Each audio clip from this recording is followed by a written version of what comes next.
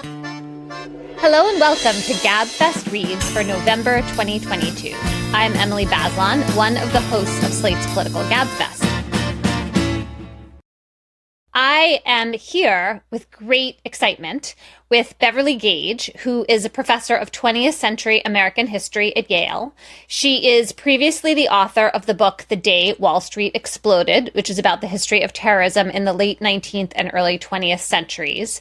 And she is currently the author of G-Man, a major new biography of J. Edgar Hoover that draws from never-before-seen sources to create a groundbreaking portrait of this man who dominated half a century of American history from the 1920s to the 1970s.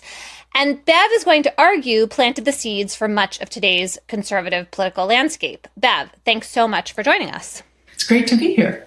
I should also mention that you are a dear friend of mine, and I have been watching the development of this book with enormous excitement and pleasure for these many years. So today's taping is a special joy for me. So you're writing the first major biography of J. Edgar Hoover in over a quarter century. Why did you pick him as your subject? When I first started to get to know him a little bit, which was when I was writing my first book, looking at radical politics and the history of terrorism in the late 19th and early 20th centuries, a couple of things struck me. One was that even then, and this was probably 15, 20 years ago, a lot of the literature that had been written about him was getting out of date. And then secondly, that I could see many of the ideas in him as a young man in, say, 1919 and 1920, which is the moment I was studying, that continued for the rest of his life. And so I was really struck by the scope of his career. He was head of the FBI for 48 years, and by some of the consistency in his ideas from that very early moment through all of these dramatic changes in the course of the 20th century. Right. I mean, he proves to be this connective tissue and important actor in everything from kind of the rise of the FBI as like an administrative entity that does crime fighting, Law and Order America, the fight against communism, oppression of racial minorities, surveillance, more generally speaking. He had relationships with fully 8 American presidents, 4 Democrats and 4 Republicans. There's a kind of striking symmetry there. And, we usually think of J. Edgar Hoover as a kind of frightening figure. He's come down to us, as you say, as a villain who used and abused the government's power for his own ends or to maintain conservative control. So that is all in your book, but it's not your only view of Hoover. What else is there to him that you think is important for us to know? What complicates the picture? Yeah, you're right that one of the appeals for me was that he had his fingers in everything for so long. So the book has kind of the great cases of the 1930s, the war on crime, John Dillinger. It has World War II. It has McCarthyism and anti-communism. It gets into absolutely everything that was happening in the 1960s, right? This incredibly fraught decade. And it is about every president from Calvin Coolidge through Richard Nixon. So quite a few of them over long periods of time. So that was part of the appeal of the book. But the puzzle that really came to me about Hoover, and that is the kind of structuring force of the book, is that within that, he really represented 2 important political traditions. And one was the rise of kind of professional, career-oriented government service, right? The whole administrative state, the executive agencies, the hundreds of thousands, if not millions of people kind of employed by the government. And he was a big believer in that. He was a big believer in nonpartisan government service and facts and objectivity. At the same time, he was this conservative crusader, particularly on anti-communism. He was a deep racist in many ways. He was a big promoter of kind of conservative Christianity. And so the trick is to kind of put these 2 things together, because in our own world, they don't tend to go together very well, right? You don't have very many conservatives who are also big believers in the power of the state to do good for the American people. And Hoover put those things together, sometimes in good ways, often in pretty terrible ways that I write about as well. And as far as Hoover the villain goes, right, this is our dominant image of him for sure, and rightly so.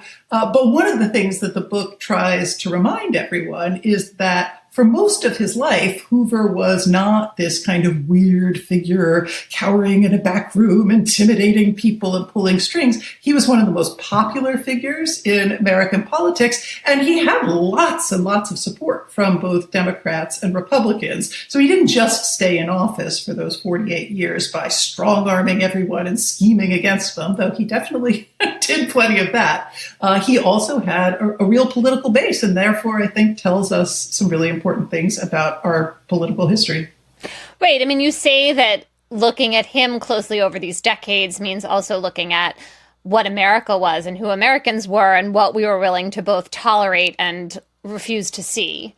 And then the marrying of the kind of support for and building up of the federal administrative state and conservative power.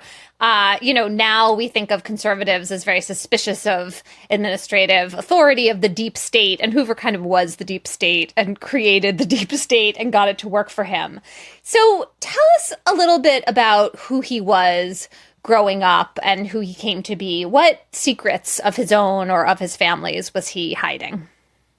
Yeah, in some ways, he was really fated from birth, for better or worse, to become who he became. So he's born in Washington in 1895, just a few steps away from the Capitol, and he lived his whole entire life in Washington. So this is a book that's about Hoover, but it's also about Washington. It's about the government. It's about the enormous transformation of Washington itself that happens over these years as it goes from being this kind of little backwater to being a sort of a global colossus, the center of American and in many ways global power.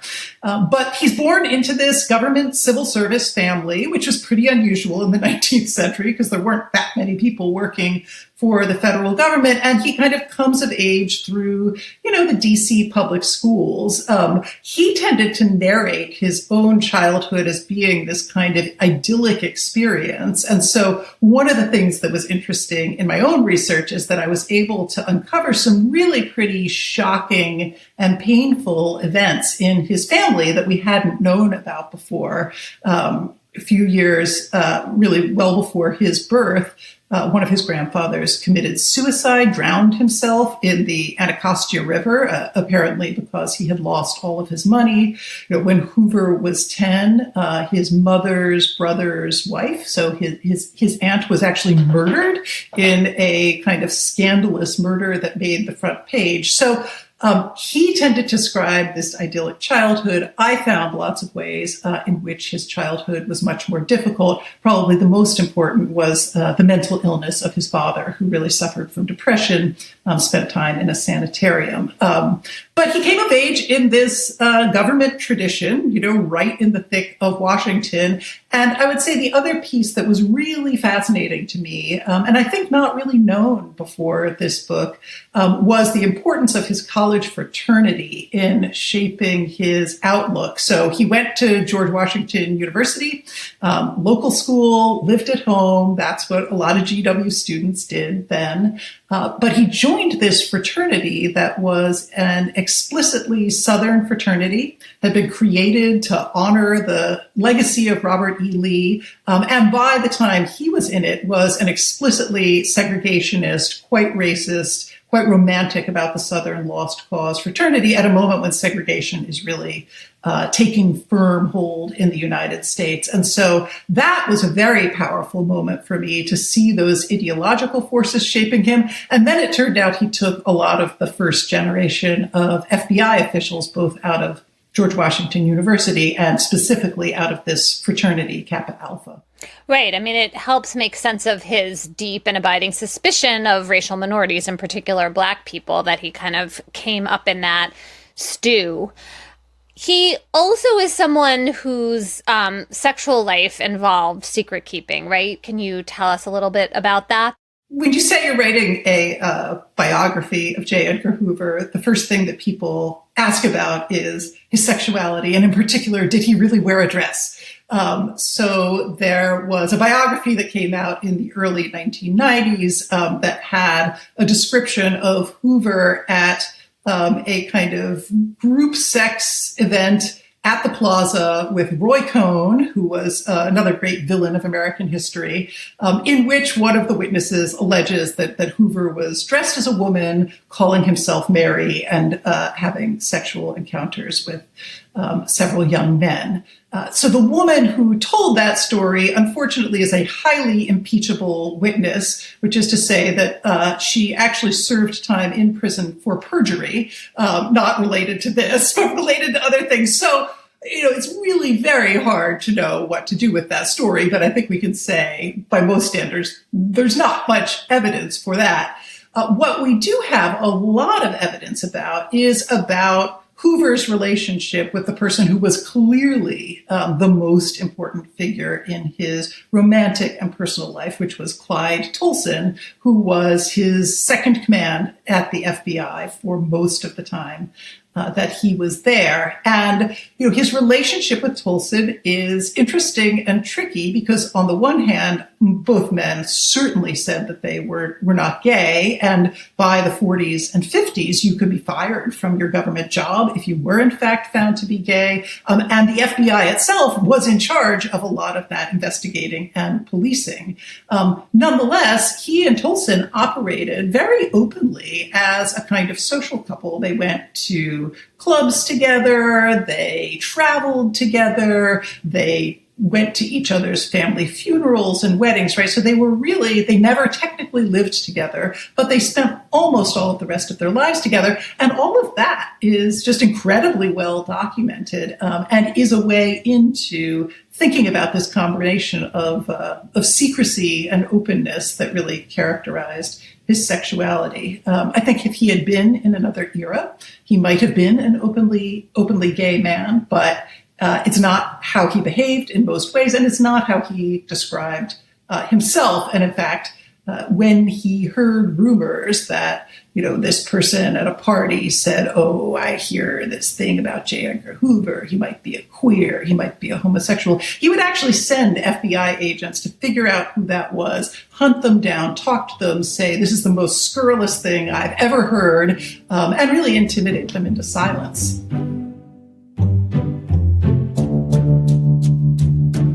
We're going to take a short break here, but we'll be back with more from Beverly Gage right after we pay some bills.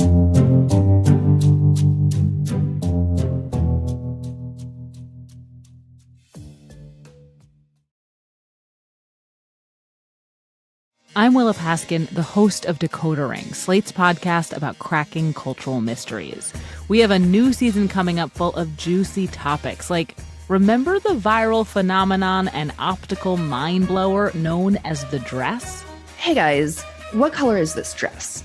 One of them said blue and black, and one of them said white and gold. And within 10 minutes, there were dozens of people screaming at each other.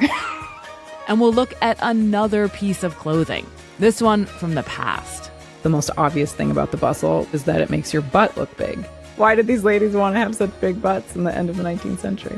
And what can we learn from the rise and fall of one of the most well-known personal injury law firms in America? Savino and Barnes, injury attorneys, 800-888-8888. Your connection to them is a jingle and the fact that they've just paid to be inside your head for so many years. Why am I having an emotional reaction to their breakup? You can hear these episodes and more on the new season of Decoder Ring, wherever you listen. Hi, I'm Dana Stevens, co-host of the Slate Culture Gabfest. Every week on the Gabfest, Stephen Metcalf, Julia Turner, and I discuss the week in culture, from highbrow to pop and everything in between. You can tune in to hear us analyze the latest movies, TV shows, music, and whatever articles happen to be blowing up in your social media feeds. We cover it all, and we never shy away from a healthy debate. The New York Times book critic Dwight Garner has said, "The Slate Culture Gabfest is one of the highlights of my week." We hope that you will give us a try. Please listen and subscribe to the Slate Culture Gabfest, wherever you get your podcasts.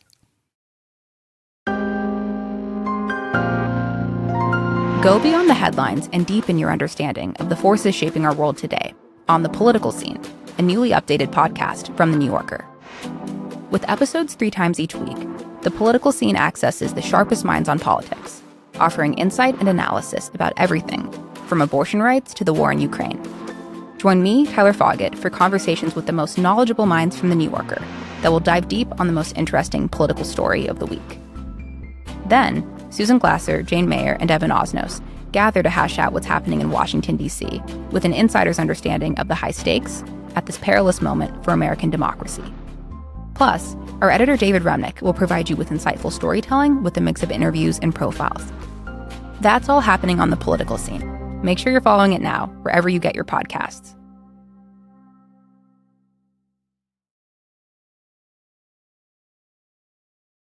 You tell a great story about triumph, mostly, I think, in counter-spying against the Soviet Union. This is a story that starts in 1949, goes to the early 50s. It changed my view of how I think of Julius and Ethel Rosenberg, who were famously executed for spying on behalf of the Soviets against the United States. And it also involves Kim Philby, who was the top British intelligence officer of that era. Tell us about Venona. Our image of Hoover as simply strong-arming everyone and staying in power that way also aligns the fact that often the FBI was doing a pretty good job about certain things. They were often pretty effective at solving high-profile crimes. And in the case of the kind of war against communism, they did make some really significant breakthroughs when it came to Soviet espionage. So the Venona project was something that started within the army during the war when they began capturing Soviet cables that were going back and forth from the United States. And late in the war and then immediately after the war, they began to decipher these cables, and they had thought maybe they were trade or industrial secrets, but it turns out that some significant proportion of them related to espionage. And so the Army came to the FBI and said, you've been conducting your own espionage investigations. If we put our minds together with what we're figuring out here, what you already know from your files, maybe we can identify some Soviet spies that we didn't know about. And for this period in the late 40s and early 50s, Venona becomes this incredibly important project, especially for the FBI. It is the way that they finally find Julius Rosenberg. They had no idea, no inkling that anyone named Julius Rosenberg was remotely involved in espionage. And there are several other cases in which Venona leads them to particular individuals that they would have had no other way of thinking about or identifying. The trick with Venona is that because it was such a secret project and because they didn't want the Soviets especially to know what they were decoding and not decoding, none of this was public at the time. So with a figure like Julius Rosenberg, you get a situation where the FBI is 100% certain that Julius Rosenberg is involved in atomic espionage. But in court and in the court of public opinion, they don't want to present that information. And so they are trying all the time to find other ways to go after some of these figures. In Julius Rosenberg's case, his brother-in-law ultimately flipped and testified against them, but then that became a kind of he said versus he said courtroom hearing because we didn't have this firm evidence. And then in some cases, other spies got off altogether because this was the evidence that they had, but they didn't want to release it. And so many people that they identified as being involved in espionage just went about their lives and kind of walked free. Kim Philby comes into the picture because he was an important figure in British intelligence. He is sent to the United States in the late 1940s as a liaison with the FBI, so learning all about Venona, all about lots of what the FBI is thinking. But as we all now know, Kim Philby turns out to have been also a very high-placed Soviet spy. And so everything that he was learning in the late 40s and early 50s, he is in fact turning over to the Soviets. So it turns out that the Soviets knew at least something about Venona all along. And so we have a very tricky scenario in which the FBI is keeping secrets, they're keeping secrets, Julius Rosenberg is keeping secrets, and yet everybody kind of knows a little bit, but not enough to produce something totally totally rational. Right, and it does seem like a story in which public perception was shaped by secrecy. So I always think of a big question about whether the Rosenbergs were guilty. And it seems like there was a lot of evidence against Julius Rosenberg. It just wasn't publicly available. And then you make this interesting point that from Philby's point of view, it was surprising that the Soviets didn't extract the Rosenbergs because they knew enough to know that the Rosenbergs were in danger. And that also kind of changes how one thinks about them a little bit. Right. The Rosenbergs are both a fascinating and a really sad story. So for those who don't know the full story, I mean, this was the spy case of the early 1950s. And it was one of these cases that really divided people. The left rallied around the Rosenbergs as innocent people, as in particular Jews who were being accused of disloyalty and even treason due to their ethnic background, due to their left-wing affiliations. And so you had a massive movement, not only in the United States, but around the world, championing the Rosenbergs' innocence. And then, of course, there were many, many people, including the FBI, who maintained that the Rosenbergs were guilty. But it's one of these real fissures in American society. And I think part of the tragedy is that, what the FBI was saying was, trust us, we have evidence, we just can't share it with you. But what that produced was not only a lot of this division, but a lot of mistrust, actually, precisely the opposite of what they were hoping for and asking for, because often that's what secrecy does. And of course, the real tragedy of the Rosenberg case is that both Julius and his wife Ethel were then executed, put to death. The FBI hoped the whole time that they would talk. They even sent a team up to the prison where the Rosenbergs were about to be executed in the hopes that they would, in fact, talk and turn on the Soviet Union, on their communist allies.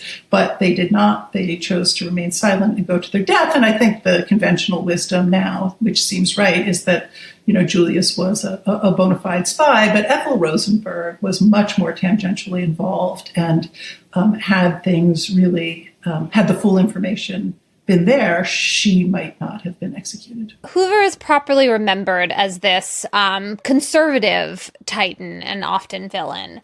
And yet you write about how in the 1950s and 60s, he was busy unleashing the FBI's surveillance powers against the white citizens' councils in the South and the Ku Klux Klan. So why was he doing that? What was happening at that time that made him want to take those steps? Yeah, they're really fascinating moments. Like everyone, I kind of came to the study of Hoover primarily thinking of him for his attacks on the left, right? And those were a big, big theme of his career.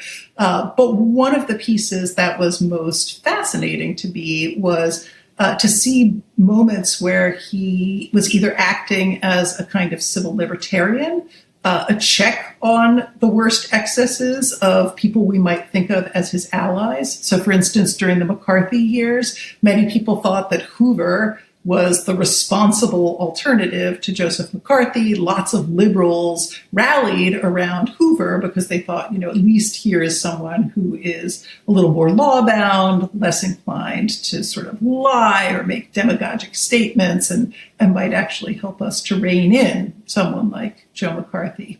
And you see these moments around race and civil rights, too. So we famously know, and there's lots of this in the book, that the FBI conducted incredibly cruel, invasive, disruptive, and sometimes illegal action against all sorts of civil rights organizations. But during the same period he was doing that, he was also investigating lynchings in the South.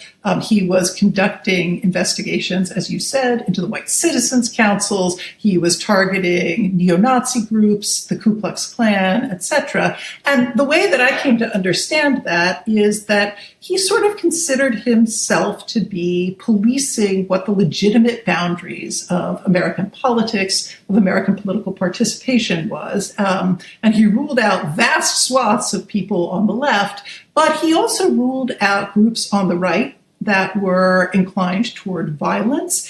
and that were also inclined toward a kind of overt defiance of federal law. A lot of the civil rights story is about federal laws that can't be enforced very well in the South. And he had a lot of, contempt for Southern police officers who wouldn't enforce the law, for the kinds of violence that's being inflicted, and for people who said, like the whole massive resistance campaign of the white South after Brown, that we're going to defy Supreme Court orders, we're going to defy federal law. He, as a lawman, actually had very little patience for that. So you say that if Hoover had stepped down in 1959, he would be remembered in some ways as cruel and controversial, but also as a kind of American hero. Instead, he stayed for the 1960s, and this is when he becomes what you say is one of the most universally reviled American figures of the 20th century. Tell us about Hoover's relationship with Martin Luther King, which I think is at the very center of this part of his legacy. How did Hoover see King, and how did that factor into the civil rights movement's development and then the investigation of King's murder? Thinking about King kind of evolved gradually. We tend to think of a moment in the mid-60s when he's really obsessed with Martin Luther King, and that is absolutely true. But early on in the 50s, in the wake of the Montgomery bus boycott, in many ways, his first introduction to King was through accusations that several people who were close to King were members and secret members of the Communist Party. So he kind of comes to King in this roundabout way. There's a lot of evidence that, in fact, the two people that the FBI was really focused on were, in fact, pretty seriously involved in communist politics. There's some overlap between their Communist Party activities and their involvement with King, which at the height of the Cold War, Hoover is not the only person who's alarmed or suspicious about those relationships. But very quickly then, by the early 60s, those investigations evolve into a much more aggressive and much more disturbing set of investigations of and then attacks on King. Hoover gets mad at King, first of all, because King is critical of the way that the FBI is conducting civil rights investigations. And anyone who criticizes the FBI immediately goes on Hoover's enemies list of a sort. And then as they began to investigate King, they began to discover some of his sexual secrets. They were planting bugs in his hotel rooms. They were wiretapping his phones. And in that context, began to learn about his extramarital sexual activities. I think Hoover was both outraged that a minister of the cloth was engaged in such activities, and also saw this as a kind of real weapon to go after King, and they engage in lots of attempts to publicize this. They threaten King himself. There's a famous anonymous letter that they send to him along with recordings from his hotel rooms, urging him, at the very least, to get out of political life. King interpreted it as an urging to actually kill himself. And all of this is happening in the context of Hoover's pre-established worldview, which looks at anyone who's engaged in civil rights politics, certainly who's engaged in nonviolent civil disobedience, who's engaged in the movements of the left as being suspicious anyway. So it's a combination of very particular things, very broad kind of racist ideas, and then the intersection between the two of those really just became combustible in King's case. And is the investigation into King's murder part of why we remember Hoover in this controversial way, or is this a moment where the FBI is really grappling with the limitations of, being responsible for this investigation, but also, having to deal with Southern police forces and these, not entirely developed techniques of law enforcement? Yeah, well, when King was assassinated in 1968, a lot of this enmity between Hoover and King, or at least of Hoover toward King, had become public. It was pretty widely known. we didn't know about the worst of it, right? The really secret operations, the wiretaps and the bugs that were being deployed against King, the threats, etc. But it was certainly no secret to anyone that Hoover disapproved of, despised, and was going after Martin Luther King. So when King was assassinated, this meant that the FBI had really a huge problem on its hands. On some level, it wouldn't necessarily have needed to be a federal investigation, right? Murder in and of itself is not necessarily a violation of federal law. It could have been handled in some scenario by the local and state authorities. But Lyndon Johnson very quickly says, Edgar, you've got to do this. We've got to take charge of this. And so what ends up happening is that, in part because the FBI is so worried about being criticized for not doing enough, for its history of enmity toward King, they launched the biggest investigation in their history. And the story of tracking down James Earl Ray is really an incredibly dramatic story. It uses practically every part of the FBI's bureaucracy. And in the end, they do, of course, track down Ray, bring him back to the United States, turn him over to the local authorities. But so it was a sort of paradoxical thing. And even then, many people said, well, you helped to create the climate that made this assassination possible. And I think that that's true. It also helped to produce what are still in circulation today, which are, of course, a lot of suspicions about that investigation, a lot of conspiracy theories, a lot of sense that Hoover's FBI couldn't actually be trusted to carry out that kind of investigation. Hoover is such a distinctive figure, given the length of his service and the incredible power he had, that it's in some ways hard to imagine anything like that happening again. And so I'm uncertain how to think about this, but what are the lessons that you would draw from his dominance and the role that he played? Are there kind of warning signs for American politics and American government here? And are there any sort of positive threads that you could pull from his story as well? I think the big lesson is don't do that again, right? As you say, don't put one guy in charge of your most powerful law enforcement and domestic intelligence service for half a century. Okay, that was a bad idea. But you're right that it wouldn't happen again. I don't think it could happen again, certainly not in the same way. And in some sense, Hoover just had the luck of history on his side. He happened to be there in the 1920s, developing all sorts of administrative skills in this tiny, tiny little organization. And then when the government blew up, expanded, then he was just there to kind of ride that wave. And there weren't a lot of controls on either the institution or on a figure like that.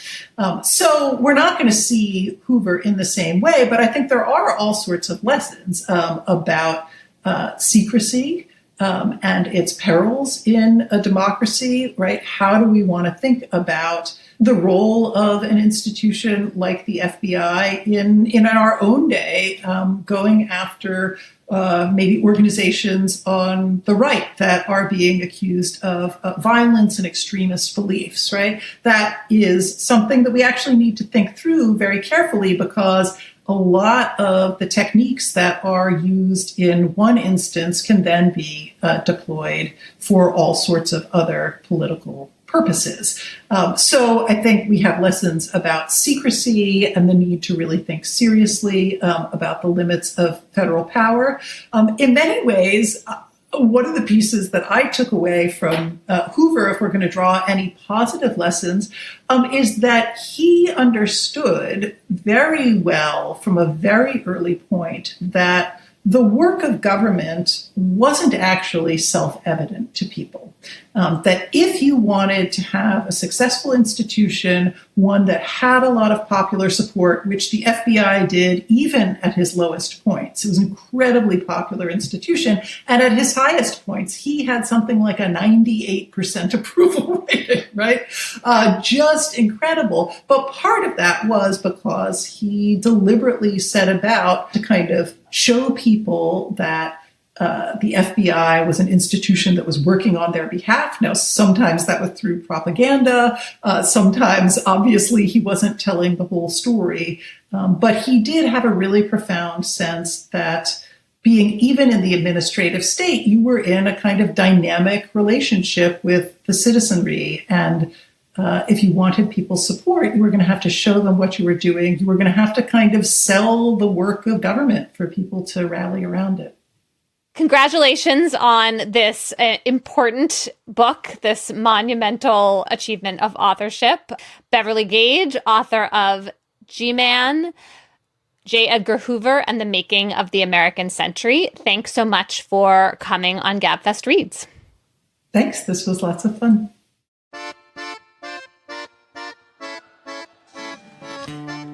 That's it for this month's edition of GabFest Reads. Our producer is Shana Roth. Ben Richmond is Senior Director of Operations of Podcasts. Alicia Montgomery is Vice President of Audio at Slate. We'll be back next month with John's conversation with Gautam Mukunda on his book, Picking Presidents. Until then, all three of us will be back in your feed on Thursday with a new episode of the Slate Political GabFest.